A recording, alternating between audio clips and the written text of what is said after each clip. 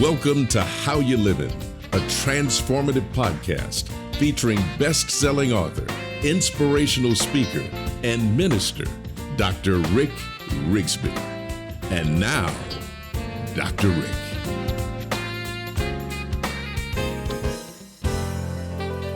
Hello, friends. Thanks so much for joining us. I'd like to continue a discussion on the devastation of having a negative mindset. Negativity is defined as the tendency to be down, disagreeable, skeptical, pessimistic.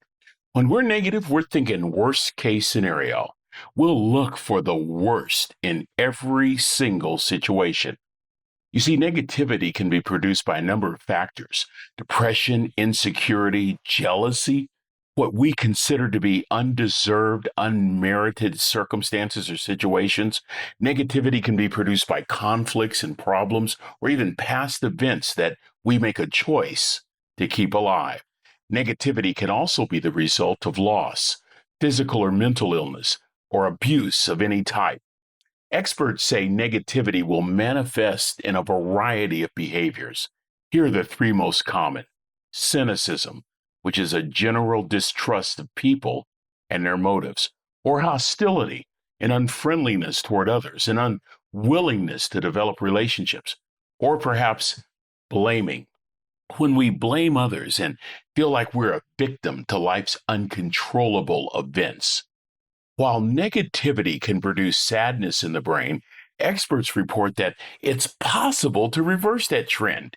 If negative thoughts and words can create pathways that encourage bad behavior, positive thoughts and words can create corridors that encourage more joyful behavior, a joyful mood, a more positive mindset.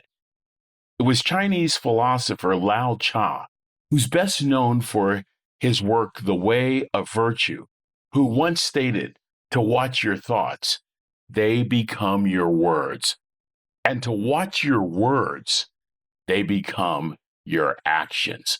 King Solomon put it this way: as a man thinketh, so is he.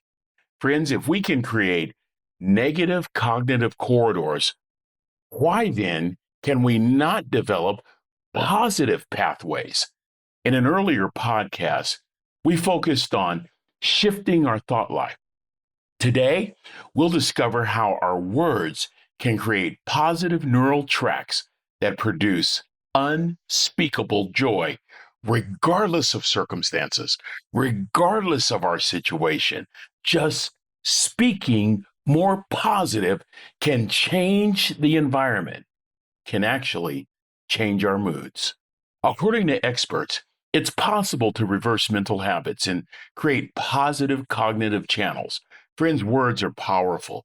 Holy Scripture states that life and death is in the power of the tongue. You can share words that may not mean much to you, but they'll stick with someone else for a lifetime. I once heard this quote: words are free. It's how you use them that may cost you. Pearl Hurd once said, handle words carefully. They have more power than atom bombs. Or how about this quote from an anonymous source? The tongue has no bones, but it's strong enough to break a heart.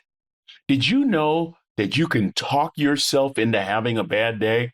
I know. I've done it many times. I'll get out of bed and I'll say, gosh, I feel lousy.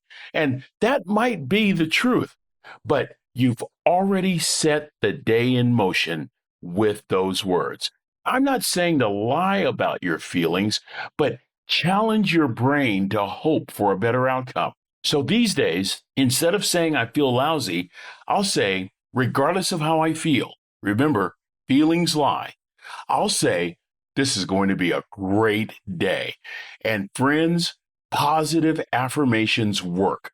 I believe strongly that positive affirmations, they're the superpower of the overcomer, the superpower of those who achieve at high levels. There's a power associated with positive words and speaking those positive words consistently. What we say actually does make a difference.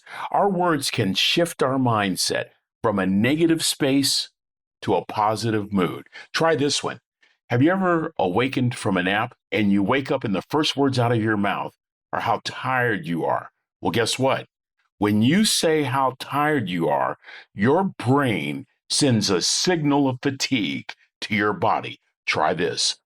Wake up from a nap, and regardless of how you feel, remember, feelings can lie to you, regardless of how you feel, wake up from that nap and tell yourself, I'm energized, I'm invigorated, I'm raring to go. It's time to get it on. Trust me, friends, you will see a change. You will see a change. I practice this every single day. I really do. Listen to this. I have 200 engagements a year, and that requires a lot of plane trips. I'm in the air a lot. I'm in airports a lot. I'm in hotel beds that are not like the bed at home.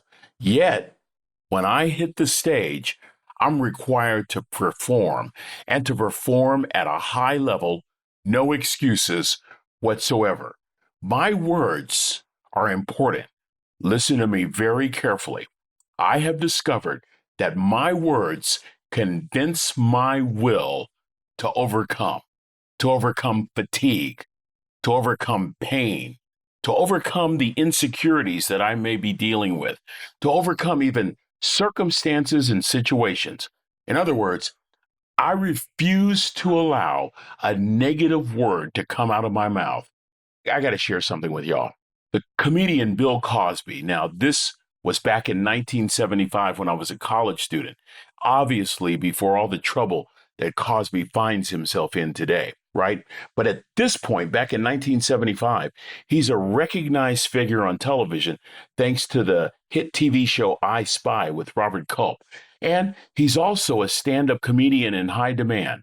I had a job in college that was absolutely great. It was guarding the green room door and the backstage area. I loved it. I got to meet a lot of celebrities as an 18-year-old college student, right?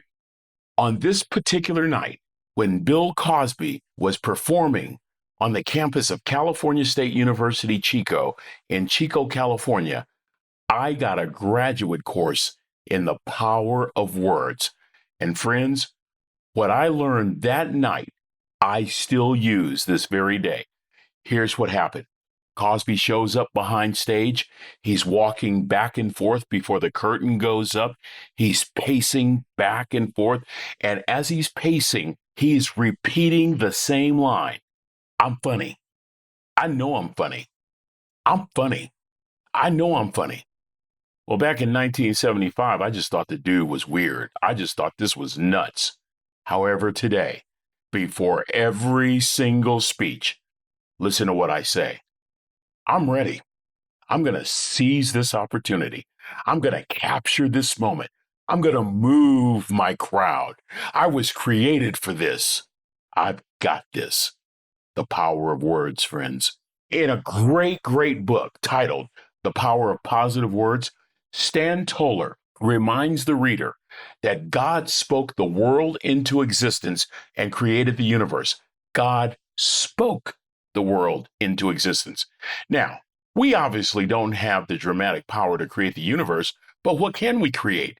We can create a better day. We can create a more positive mood. We can use words and change the environment. You know, we all have dreams, right? And words are spoken in those dreams that each of us have every single night, right? Think about this. Think about the fact that some of those dreams that contain some of those words can be life-changing. Toller shares an example. There was a man in a band. The band is struggling. The band is together in the 1960s, but it's on the verge of breaking up. One of the band members goes to sleep. He's angry, he's irritated, he's agitated, he's had enough. It looks like the band is going to shut down even before it has an opportunity to go on. The man has a dream. In this dream, he dreams about his mother who passed away years earlier. During the dream, He can clearly hear his mother's words, and his mother is speaking to him. She said these words to him: "Son, be gentle. Don't fight things.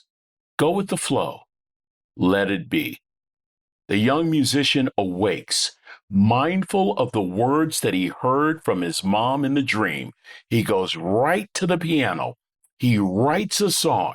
He eventually shares it with his bandmates. The song, the words, initiated a wonderful moment of creativity for the guy. The world knows the musician as Sir Paul McCartney, and the song was simply titled "Let It Be." The power of a dream, the power of words. Why not talk yourself into a great day? Declare that which you desire. Reaffirm it by repeating those positive declarations all throughout the day. What do you have to lose? More important, look at what you have to gain. Borrowing from the great comedian George Carlin and his brilliant 1960s bit on 7 words you can't say on television, I'd like to offer 3 dirty words that I never say. Why? Because they create an atmosphere of negativity. 3 words I never say: can't, try, never. Can't. I can't stand that word. Try. Try is a polite way of saying I'm not going to do something. And never, that's extreme language. That's language used when you've run out of options. Rather, every day, each day, I verbally affirm that I can, I will, I shall. The Apostle Paul put it this way: I can do all things through Christ who strengthens me. I can do all things. Powerful words. Words that will change your mood. Words that will change your day. Words that will change the environment. Words that will change your life.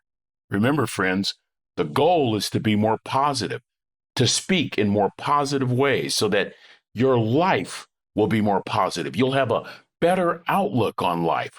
And we get there with baby steps, making simple choices to challenge the negative words that come out of our mouth, and to make a commitment this very hour to not allow negativity to rent so much space in our heads. This day, I want you to do what I do.